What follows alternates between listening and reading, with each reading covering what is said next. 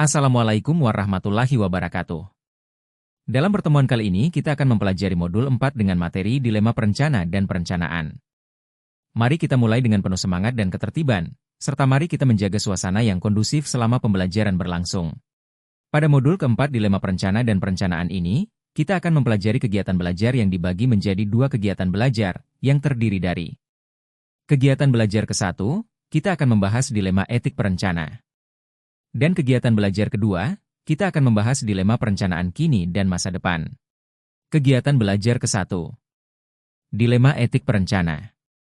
Persoalan etika dalam perencanaan telah banyak didiskusikan dengan berbagai argumen dan aspek di banyak literatur internasional. Dari berbagai literatur tersebut memang kode etik, aturan, dan etika tidak cukup untuk mencegah pelanggaran etik. Apalagi nilai-nilai yang mendasari etik di berbagai negara dan berbagai aspek juga berbeda.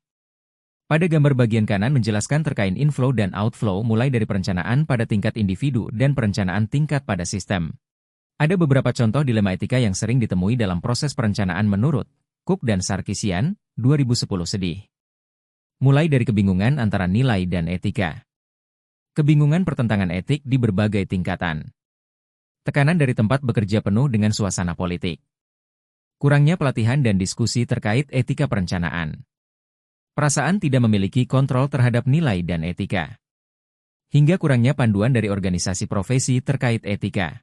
Berikut sumber dan persoalan etika dalam perencanaan terdiri dari sistem perencanaan, ketidaksesuaian instrumen perencanaan, profesi perencanaan, korupsi, konflik kepentingan dan tekanan, partisipasi publik, persoalan administrasi, kegiatan belajar kedua.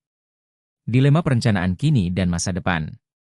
Menurut KKE, dilema perencana akan semakin menggeliat di masa kini dan masa depan, karena perencana menghadapi berbagai tantangan baru, seperti kerusakan lingkungan akibat krisis iklim, digitalisasi dari ruang perkotaan, globalisasi, migrasi, dan bangkitnya populisme.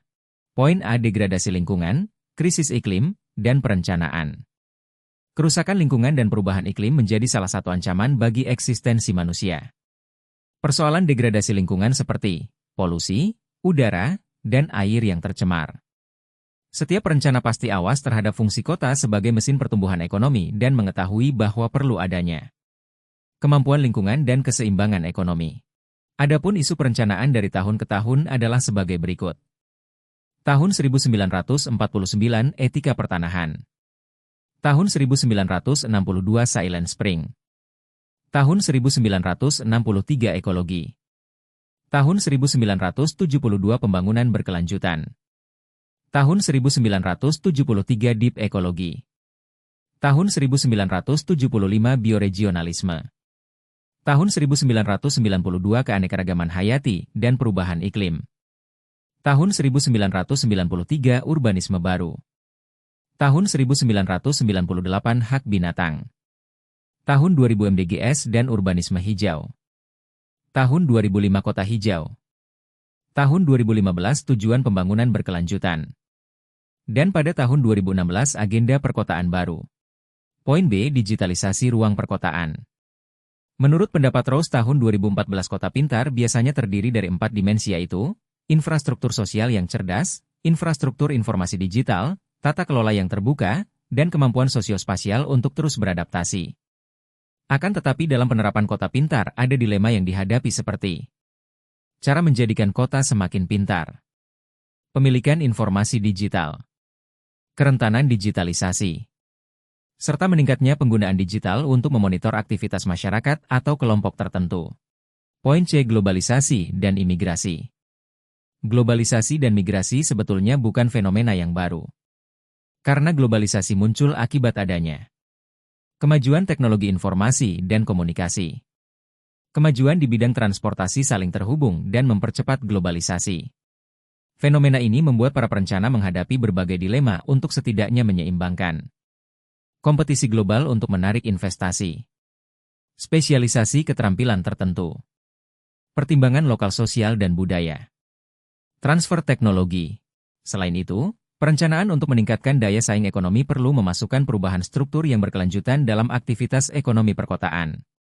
Sementara di satu sisi beberapa industri atau usaha membutuhkan pekerja dengan keterampilan dan upah murah agar industri atau usaha tersebut tidak melakukan relokasi usaha ke daerah yang memiliki upah lebih murah. Sementara industri usaha pada sektor lain membutuhkan peningkatan keterampilan melalui pendidikan. Di satu sisi, kota perlu menjaga pertumbuhan ekonomi, tetapi di sisi lain juga menyebabkan eksternalitas kesenjangan pada distribusi pendapatan dan memperburuk ekologis. Demikian materi dari pembelajaran kali ini. Setelah mempelajari modul ini, diharapkan mahasiswa mampu mengerti definisi dari profesi perencana, sehingga dapat dengan mudah memahami terminologi suatu profesi perencana dalam praktik perencana dalam menjalankan profesinya. Selain itu, dalam mempelajari perlu dibaca dan dipahami sebaik mungkin secara runut dari kegiatan belajar 1 hingga seterusnya dan juga harus menyelesaikan latihan dan tes formatif yang disajikan. Agar mahasiswa dapat memahami tujuan dari penjelasan setiap kegiatan belajar. Sekian dan terima kasih. Wassalamualaikum warahmatullahi wabarakatuh.